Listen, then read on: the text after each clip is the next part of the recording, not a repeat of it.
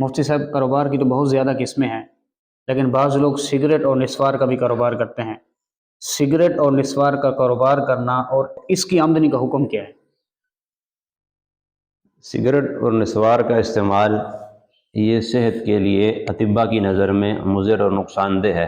جی cigarette کے استعمال سے آدمی کے پھیپھڑے یہ کمزور ہو جاتے ہیں، جی اسی طرح نسوار کے استعمال سے آدمی کے مسوڑے کمزور ہو جاتے ہیں، منہ سے بدبو بھی آتی ہے، تو انسانی صحت کے لیے اس کا استعمال ٹھیک نہیں ہے۔ اور اس کے علاوہ مال کا ضیاع بھی ہے۔